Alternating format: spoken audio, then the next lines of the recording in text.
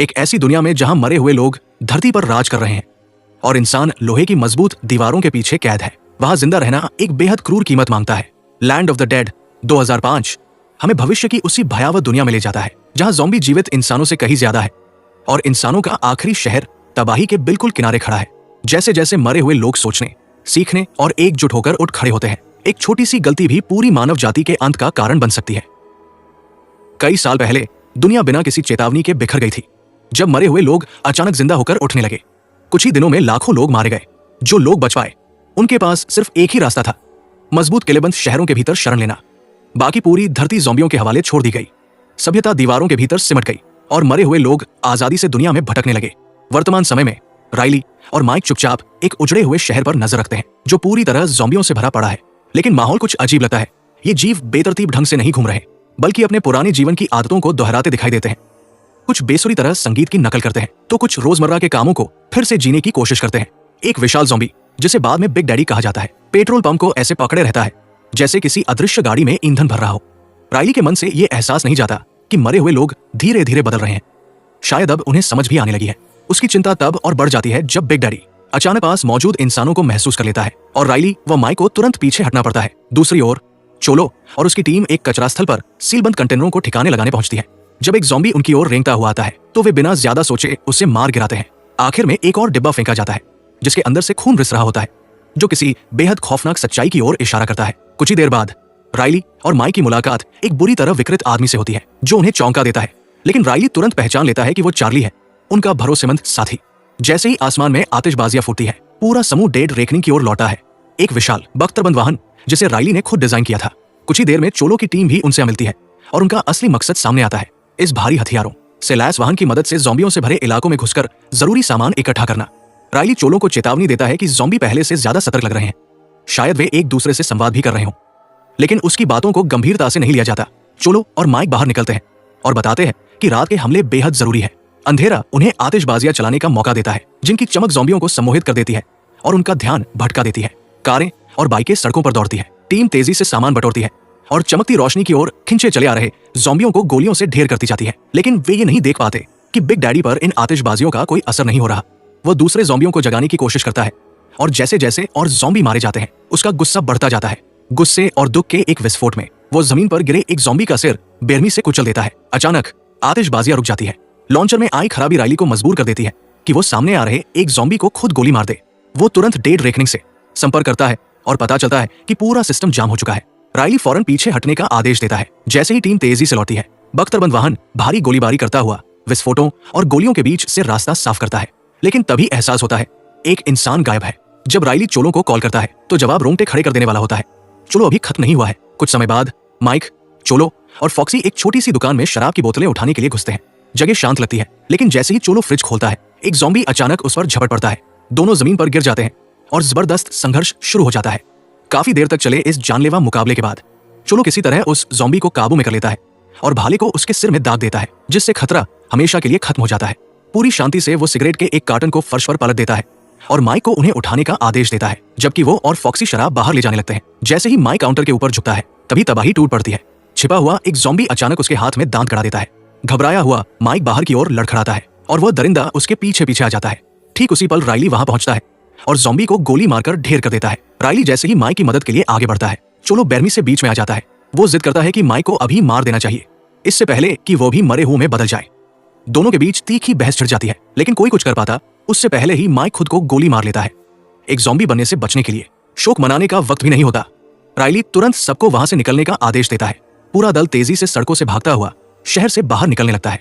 उनके पीछे big daddy लगभग एक बाइक सवार को पकड़ ही लेता है, लेकिन उसकी जगह जमीन पर गिरी एक बंदूक उठा लेता है। गुस्से से दहाड़ता हुआ वो वाहनों के पीछे दौड़ पड़ता है और बाकी ज़ॉम्बी भी उसके पीछे पीछे चल पड़ते हैं। कुछ ही देर बाद राइली और उसकी टीम इंसानों के आखिरी बचे शहरों में से एक के पास अपने ठिकाने पर पहुंचती है। ये शहर साफ तौर पर दो हिस्सों में बंटा हुआ है। अमीर लोग फिडलर्स ग्रीन नाम की एक ऊंची आलीशान इमारत में रहते हैं, जबकि गरीब नीचे फैली तंग और गंदी झुग्गियों में फंसे हुए हैं। सशस्त्र गार्ड लगातार पहरा देते रहते हैं और बिजली से लैस बाड़े किसी भी ज़ॉम्बी को छूते ही भून देती है। चारों ओर पानी से घिरे इस शहर में दाखिल होने का सिर्फ एक ही रास्ता है, कड़ी सुरक्षा वाला एक पुल। सामान उतारने के बाद राइली चोलो का सामना करता है। वो माइक की मौत का जिम्मेदार उसे ठहराता है और उस पर बेवजह रास्ता बदलने का आरोप लगाता है। चोलो अपना बचाव करते हुए कहता है कि माइक को खतरे का अंदाजा था और उसने अपनी मर्जी से आने का फैसला किया था। तभी ये सच्चाई सामने आती है कि चोलो का असली सपना फिडलर्स ग्रीन में रिटायर होना है और शराब का धंधा उसके लिए वहां तक पहुंचने के गिने चुने रास्तों में से एक है। अगली सुबह राइली और चार्ली झुग्गी बस्तियों में जाते हैं, जहां उनकी मुलाकात मुलिगन से होती है, एक बेघर आदमी जो गरीबों को अमीरों के खिलाफ उठ खड़े होने के लिए उकसाने की कोशिश कर रहा है। राइली को किसी बगावत में कोई दिलचस्पी नहीं होती। वो बस मुलिगन के बीमार बच्चे के लिए दवाइयां देता है और बिना रुके वहां से चला जाता है। कुछ समय बाद राइली अपनी हाल ही में खरीदी गई कार को देखने जाता है, लेकिन उसे पता चलता है कि कार चोरी हो चुकी है। जवाब ढूंढने के लिए वो और चार्ली शहर के नीचे बने एक भूमिगत क्लब में उतरते हैं, एक ऐसी जगह जहां ज़ॉम्बियों को विकृत मनोरंजन का साधन बना दिया गया है।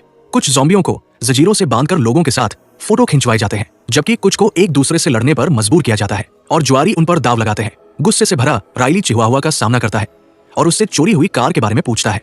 चिहुआहुआ किसी भी तरह की संलिप्तता से इनकार करता है, लेकिन ये कहकर पल्ला झाड़ लेता है कि वो पता लगाएगा। राइली के सवालों के जवाब अब भी अधूरे ही रह जाते हैं। उस बेरहम लड़ाई के गड्ढे में आमतौर पर ज़ॉम्बियों को लुभाने के लिए बिल्लियों या कुत्तों जैसे जानवरों का इस्तेमाल किया जाता है, लेकिन उस रात आयोजक दाव और बढ़ा देता है। वो एक जिंदा महिला स्लैक को भीतर फेंक देता है। स्लैक पूरी ताकत से लड़ती है, लात मारती और नाखूनों से वार करती हुई बाड़ पर चढ़ने की कोशिश करती है, लेकिन ज़ॉम्बी बार बार उसे नीचे खींच लेते हैं। भीड़ पागलों की तरह तालियां बजाती है, उसकी दहशत को तमाशे की तरह देखती है। आखिरकार राइली को समझ आ जाता है कि यहाँ क्या हो रहा है और ये दृश्य उसे अंदर तक झकझोर देता है। बिना एक पल सोचे वो गोलियां चलाना शुरू कर देता है। ज़ॉम्बी ढेर होने लगते हैं और दर्शक डर के मारे इधर उधर भागने लगते हैं। इसी अफरातफरी में चिहुआहुआ चार्ली पर गोली चलाने की कोशिश करता है, लेकिन निशाना चूक जाता है और एक बेगुनाह आदमी मारा जाता है। गोली की आवाज सुनते ही राइली पलटता है और चिहुआहुआ को गोली मार देता है, जिससे वो जमीन पर गिर पड़ता है, घायल लेकिन जिंदा। चिहुआहुआ तब पलटकर फायर करता है जब राइली उसका ध्यान हटाता है। ठीक उसी पल स्लैक राइली को बचाने के लिए उसे बार के पार धक्का दे देती है और गोली उसके हाथ में लग जाती है। भागने की कोशिश करते चिहुआहुआ पर चार्ली निशाना साधता है और उसके सिर में सटीक गोली मारकर खतरे का अंत कर देता है। राइली तुरंत स्लैक की मदद के लिए दौड़ता है, लेकिन इससे पहले कि कुछ और हो सके पुलिस वहां धावा बोल देती है और सभी को गिरफ्तार कर लेती है। बाद में हिरासत में रहते हुए स्लैक बताती है कि उसे जानबूझकर चारी के रूप में इस्तेमाल किया गया था। ये आदेश शहर के ताकतवर शासक कॉफमैन का था। उसे पता चल गया था कि स्लैक गुपचुप तरीके से मुलिगन की योजना का समर्थन कर रही थी, जिसका मकसद अमीरों के खिलाफ विद्रोह करना था। वो ये भी बताती है कि उसने कभी सेना में भर्ती होने की ट्रेनिंग ली थी, लेकिन जब दुनिया तबाह हो गई तो हालात ने उसे उस अपमानजनक जिंदगी में धकेल दिया जिसे उसने कभी चुना ही नहीं था। राइली मानता है कि यह व्यवस्था बेहद निर्दयी है, लेकिन उसे किसी बगावत में दिलचस्पी नहीं है। उसका एकमात्र सपना है इस शहर से दूर भाग जाना और इंसानों से दूर कहीं शांति से जीना। उनकी बातचीत तभी रुक जाती है जब गार्ड मुलिगन को भी उसी सेल में ले आते हैं। शहर की दीवारों के बाहर ज़ॉम्बियों का रास्ता अचानक बंद हो जाता है। बिग डैडी एक कसाई ज़ॉम्बी को इशारा करता है जो लकड़ी की रुकावट तोड़ देता है। दूसरी तरफ जो दृश्य सामने आता है वो और भी डरावना होता है। कई ज़ॉम्बी उल्टा लटकाए गए हैं, उनके शरीर पर निशाने बने हुए हैं जिन्हें इंसान निशानेबाजी के अभ्यास के लिए इस्तेमाल कर रहे थे। ये बमी बिग डैडी के गुस्से को और भड़का देती है और उसके बदले की आग को और तेज कर देती है। इसी दौरान चोलो फिडलर्स ग्रीन पहुंचता है और कॉफमैन से मिलने की कोशिश करता है, लेकिन घबराया हुआ बटलर निप लगभग उस पर हमला ही कर देता है। निप बताता है कि कॉफमैन बाहर गया हुआ है और पास के एक अपार्टमेंट से आ रही अजीब आवाजों ने उसे डरा रखा है। चोलो दरवाजा तोड़कर अंदर घुसता है और वहां एक आदमी को पाता है जिसने खुदकुशी कर ली है। वो पास पड़ी एक सजावटी मूर्ति उठाता है ताकि आदमी के दिमाग को कुचल सके, लेकिन उसकी रोती बिलखती पत्नी उसे रोकने की भीख मांगती है। इसी बहस के दौरान उनका बेटा अंदर दौड़ता है और लाश को लटकाए रखने वाली रस्सी काट देता है। अचानक वो शव जिंदा हो जाता है, बच्चे पर झपट पड़ता है और उसकी गर्दन में दांत गड़ा देता है। फिर औरत की ओर बढ़ता है। एक और भयानक सपना सच हो जाता है। एक पल की भी देरी किए बिना चोलो उस छोटी मूर्ति को बार बार मारता है और संक्रमित आदमी का सिर पूरी तरह कुचल देता है। तभी एक गार्ड पहुंचता है। चोलो शांति से सारी तबाही उसके हवाले करता है और वहां से चला जाता है। कुछ ही देर बाद चोलो कॉफमैन के दफ्तर तक पहुंचता है और छापे के दौरान इकट्ठा किए गए कीमती सामान उसके सामने रखता है। वो बताता है कि वो अपनी कमाई से फिडलर्स ग्रीन के अंदर रहने की जगह खरीदना चाहता है। कॉफमैन उसकी बात तुरंत ठुकरा देता है और साफ कर देता है कि चोलो जैसे लोग कभी भी फिडलर्स ग्रीन में कदम नहीं रख सकते। गुस्से से तिलमिलाया चोलो फूट पड़ता है और खुलासा करता है कि पिछले 3 सालों से वो कॉफमैन के लिए गंदा काम करता रहा है, राजनीतिक दुश्मनों को मारना और उनकी लाशों को उन्हीं बक्सों में भरकर ठिकाने लगाना जिन्हें पहले फेंका गया था। कॉफमैन पर इसका कोई असर नहीं पड़ता। वो चुपचाप एक गार्ड को बुलाता है। हालात समझते ही चोलो तुरंत वहां से निकल जाता है, जबकि कॉफमैन उसके मारे जाने का हुक्म दे देता है। सीढ़ियों वाले हिस्से में घात लगाकर किया गया हमला ठीक वैसा ही होता है जैसा चोलो ने अंदाजा लगाया था। वो फुर्ती से प्रतिक्रिया करता है, गार्ड को काबू में कर उसे बेहोश कर देता है और उसका हथियार छीन लेता है। रात होते होते चोलो अपनी टीम से दोबारा मिल जाता है और अपनी असली योजना पर काम शुरू करता है, डेड रेकनिंग को चुराने की। पास ही 2 सैनिक एक डमी पर निशानेबाजी का अभ्यास कर रहे होते हैं। तभी उन्हें पीछे से कुछ आहट सुनाई देती है। जैसे ही वे लाइट जलाते हैं, सामने बिग डैडी खड़ा होता है।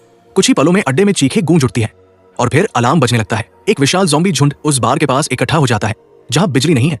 यही वही रास्ता है जिसका इस्तेमाल गार्ड अंदर आने जाने के लिए करते थे। सैनिक दौड़कर पहुंचते हैं और ज़ॉम्बियों पर अंधाधुंध गोलियां चलाते हैं, कई को गिरा भी देते हैं, लेकिन संख्या इतनी ज्यादा होती है कि वे जल्द ही घिर जाते हैं। दबाव बढ़ते ही बाढ़ टूट जाती है। इस अफरातफरी का फायदा उठाकर चोलो की टीम डेड रेकनिंग पर कब्जा कर लेती है।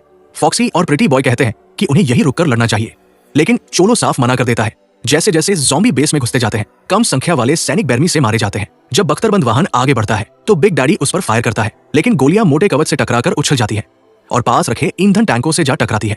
अगले ही पल एक जबरदस्त धमाका होता है। गिरे हुए सैनिकों को नोचने के बाद ज़ॉम्बियों की नजर दूर चमकते फिडलर्स ग्रीन की रोशनी पर पड़ती है और पूरा झुंड उसी दिशा में कूच करने लगता है। कुछ देर बाद चोलो कॉफमैन से संपर्क करता है और ठंडे लहजे में बताता है कि अब डेड रेकनिंग उसके कब्जे में है। वो कॉफमैन को आधी रात तक का समय देता है नाव के जरिए $5 मिलियन पहुंचाने के लिए, वरना वो फिडलर्स ग्रीन को मलबे में बदल देगा। कॉफमैन किसी भी सौदे से इनकार करता है और इसके बजाय राइली को जेल से रिहा करने का आदेश देता है। चार्ली घबरा जाता है और राइली की सुरक्षा को लेकर चिंतित हो उठता है। वो बताता है कि आग की उस घटना के दौरान जिसने उसके चेहरे को बुरी तरह जला दिया था, राइली ने उसकी जान बचाई थी। राइली को कॉफमैन के पास ले जाया जाता है, जो उसे चोरी हुए वाहन को वापस लाने के लिए काम पर रखना चाहता है। राइली को शक होता है कि कॉफमैन ने ही उसकी कार चोरी करवाई थी ताकि वो शहर में फंसा रहे। वो सख्त शर्त रखता है, उसे एक बेहतर हथियारों से लैस वाहन चाहिए और उसके दोस्तों को रिहा किया जाए। मजबूर होकर कॉफमैन हर शर्त मान लेता है। डेड रेकनिंग के अंदर चोलो माउस को बंदरगाह की ओर जाने और कॉफमैन की नाव का इंतजार करने का आदेश देता है। माउस अपने स्केटबोर्ड पर निकल पड़ता है और डॉक के पास एक उजड़ी इमारत में छिप जाता है। चारों ओर अजीब आवाजें गूंजती हैं और वो डर के मारे जम जाता है, लेकिन जल्द ही समझ जाता है कि अंधेरे में बस चूहों का झुंड इधर उधर भाग रहा है। जेल के भीतर राइली आखिरकार अपनी टीम से फिर मिल पाता है। आने वाले खतरे को देखते हुए सभी को नए हथियार दिए जाते हैं। थोड़ी देर बाद कॉफमैन का सहायक 3 सशस्त्र सैनिकों के साथ पहुंचता है और साफ कर देता है कि मिशन में वे भी शामिल होंगे, राइली की मर्जी हो या न हो। जल्द ही टीम उजड़े हुए बेस तक पहुंचती है, जहां ज़ॉम्बी हमले के बाद का मंजर उनका इंतजार कर रहा होता है। टूटी फूटी चीजें, लाशें और सन्नाटा। जमीन पर पड़े निशानों का मुआयना करते हुए राइली गतिविधि की दिशा पकड़ लेता है और समझ जाता है कि मरे हुए सीधे मुख्य पुल की ओर बढ़ रहे हैं। वो कॉफमैन को चेतावनी देने के लिए कॉल करता है, लेकिन कॉफमैन खतरे को नजरअंदाज कर देता है। उसे पूरा यकीन होता है कि ज़ॉम्बी कभी भी शहर में घुस नहीं सकते और वो राइली को सिर्फ वाहन वापस लाने पर ध्यान देने का आदेश देता है। इसके बाद राइली और मनोलेटे गोला बारूद की तलाश में अलग हो जाते हैं, जबकि बाकी लोग चलने लायक किसी गाड़ी की खोज में निकल पड़ते हैं। जब समूह एक गाड़ी को जबरदस्ती स्टार्ट करने की कोशिश कर रहा होता है, तभी अचानक चार्ली स्लैक पर बंदूक तान देता है। स्लैक घबराकर सिहर उठती है। एक गोली चलती है, लेकिन चार्ली का निशाना स्लैक नहीं, बल्कि उसके पीछे चुपके से आ रहे एक ज़ॉम्बी पर होता है। अगले ही पल एक और मरा हुआ चार्ली पर झपट पड़ता है। इस बार स्लैक जवाबी कार्रवाई करती है और उसे गोली मार गिराती है। हालांकि धमाके की आवाज से चार्ली के कानों में तेज सनसनाहट गूंजने लगती है। दूसरी तरफ एक अंधेरी इमारत के भीतर राइली और मनोलेटे एक ज़ॉम्बी सैनिक को देखते हैं, जो अपने ही साथियों के बचे खुचे शवों को नोच रहा होता है। राइली बिना देरी किए उसके सिर में गोली मारकर उसे ढेर कर देता है। कमरे में और अंदर झांकने पर उन्हें कई और ज़ॉम्बी एक साथ जमा दिखते हैं, जो खाने में इतने मशगूल होते हैं कि उनकी मौजूदगी का एहसास तक नहीं कर पाते। मौके का फायदा उठाते हुए दोनों शांतिपूर्वक एक एक करके सभी को मार गिराते हैं और आगे बढ़ जाते हैं। गोला बारूद हासिल करने के बाद पूरा समूह तेजी से वापस दूसरों के पास लौटता है। तभी अचानक उनके पीछे से एक ऐसा ज़ॉम्बी लड़खड़ाता हुआ आता है, जिसके बारे में लगता है कि उसका सिर नहीं है। जैसे ही वो आगे झुकता है, सब समझ जाते हैं कि उसका सिर अब भी जुड़ा है, बस फटी हुई खाल के सहारे लटका हुआ। वो झपटता है और किसी के कुछ समझने से पहले ही मोनेट को काट लेता है। चार्ली तुरंत गोली चलाता है। गोली ज़ॉम्बी के शरीर को चीरती हुई लटकते सिर को उड़ा देती है। उसी पल उनकी गाड़ी आखिरकार स्टार्ट हो जाती है और वे बाल बाल बचकर वहां से निकल जाते हैं। गाड़ी दौड़ते हुए आगे बढ़ती है और इसी दौरान राइली अपने अतीत के बारे में बताता है। वो कहता है कि उसके अपने भाई को एक बार ज़ॉम्बी ने काट लिया था और 1 घंटे से भी कम समय में वो बदल गया। न कोई इलाज था, न वक्त, और मजबूरी में राइली को खुद अपने भाई को मारना पड़ा था। उस दर्द को याद करते हुए स्लैक मोनेट की जिंदगी के साथ जुआ खेलने से इनकार कर देती है और संक्रमण फैलने से पहले ही उसका अंत कर देती है। कुछ ही देर बाद राइली एक ट्रैकिंग डिवाइस चेक करता है, जिसे उसने चुपके से डेड रेकनिंग डिजाइन करते वक्त बनाया था। इससे वो उसकी सटीक लोकेशन पता कर सकता है। स्लैक कबूल करती है कि ये उसकी जिंदगी में पहली बार है जब वो शहर से बाहर निकली है। राइली उसे गाड़ी रोकने को कहता है। अचानक राइली और चार्ली मोटाउन और पिलसबरी पर बंदूक तान देते हैं। राइली को शक होता है कि जैसे ही वाहन वापस मिल जाता, उन्हें उसे मारने का आदेश दिया गया था। वो साफ कर देता है, कॉफमैन को कभी भी डेड रेकनिंग का कंट्रोल नहीं मिलेगा। वो इसी वाहन में भागने वाला है। अगर सैनिक इस बात से सहमत नहीं है तो वे आजाद है, यहां से चले जाए। आसपास ज़ॉम्बियों को नजदीक आता देख मोटाउन और पिलसबरी राइली का साथ देने का फैसला करते हैं। उधर फिडलर्स ग्रीन में कॉफमैन शहर के अमीरों को इकट्ठा करता है और भरोसा दिलाता है कि उसने ऐसी आपदाओं के लिए पहले से ही गुप्त सप्लाई ठिकाने तैयार कर रखे हैं। इसी बीच डेड रेकनिंग के अंदर चोलो पास आते एक ज़ॉम्बी को देखता है और बिना किसी भाव के उसे मार देता है। फिर दोबारा अपनी कसरत में लग जाता है। आधी रात में अब सिर्फ 40 मिनट बाकी होते हैं। वो माउस से हालचाल लेने के लिए संपर्क करता है, लेकिन पैसे अब तक नहीं पहुंचे होते। चोलो तुरंत अपनी टीम को मिसाइलें तैयार करने का आदेश देता है। बंदरगाह पर माउस को अचानक हलचल सुनाई देती है वो घुसने की कोशिश कर रहे एक ज़ॉम्बी पर गोली चला देता है। जैसे ही वो बाहर झांकता है, एक और खतरा उसे चौंका देता है और वो पीछे हटने को मजबूर हो जाता है। कुछ ही पलों बाद कई ज़ॉम्बी पीछे से उसे घेर लेते हैं। संख्या के आगे वो टिक नहीं पाता और वहीं मारा जाता है। दूसरी ओर ज़ॉम्बियों का विशाल झुंड नदी के किनारे पहुंचकर रुक जाता है। बिग डैडी पानी पर पड़ती रोशनी की चमक देखता है और आगे बढ़ता है। वो नदी में गिर जाता है, लेकिन जब वो ऊपर नहीं आता तो बाकी ज़ॉम्बी भी उसके पीछे पीछे उतर जाते हैं। उन्हें सांस लेने की जरूरत नहीं होती और वे नदी की तलहटी पर शांति से चलते हुए आसानी से पार कर जाते हैं। ट्रैकर को देखते हुए राइली समझ जाता है कि डेड रेकनिंग एक पहाड़ी की ओर बढ़ रहा है। मिसाइल हमले के लिए बिल्कुल सही जगह स्लैग जोखिम भरा फैसला लेती है और सड़क छोड़कर एक शॉर्टकट पकड़ लेती है ताकि वे उससे पहले वहां पहुंच सके।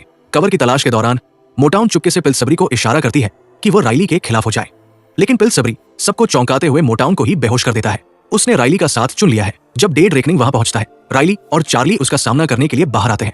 चोलो उन्हें अंदर आने देता है, लेकिन तुरंत राइली पर हथियार तान देता है और प्रिटी बॉय को मिसाइलें तैयार करने का आदेश देता है। राइली उसे चेतावनी देता है कि यह हमला बेगुनाह लोगों का कत्लेआम कर देगा। चोलो पलटकर कहता है कि कॉफमैन का राज पहले ही उससे कहीं ज्यादा जाने ले चुका है। शहर के भीतर एक भयानक सपना सच हो जाता है। ज़ॉम्बी सड़कों पर उमड़ पड़ते हैं और जो भी दिखता है उस पर हमला कर देते हैं।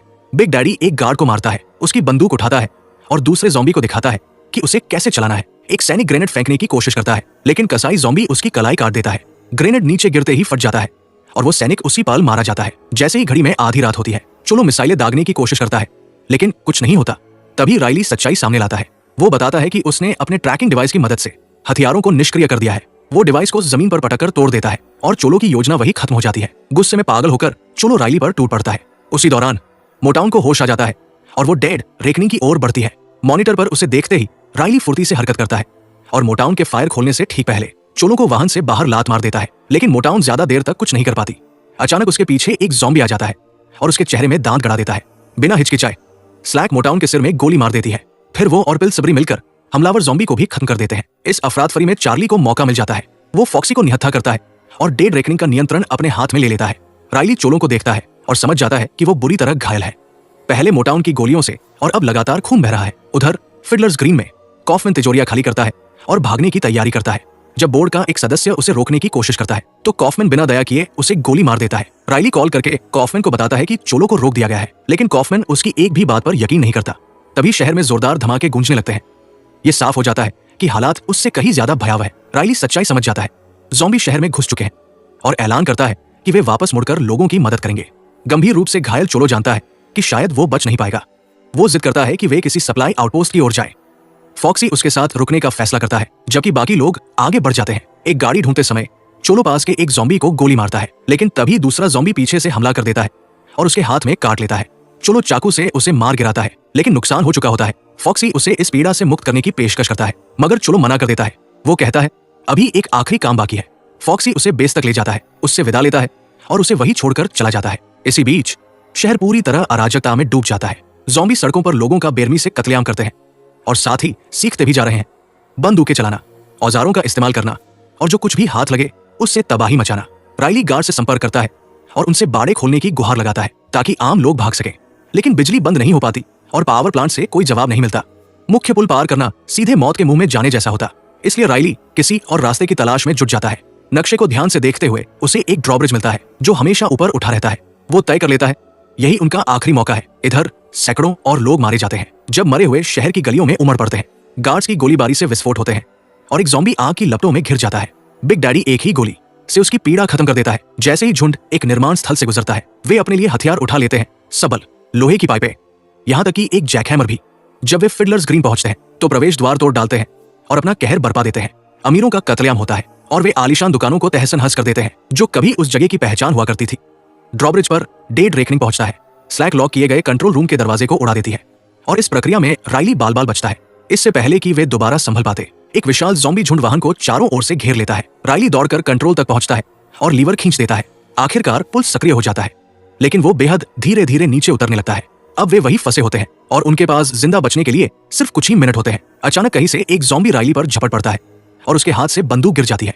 पुल के किनारे दोनों के बीच जबरदस्त संघर्ष होता है, लेकिन आखिरकार राइली पूरी ताकत लगाकर उस ज़ॉम्बी को पीछे धकेल देता है।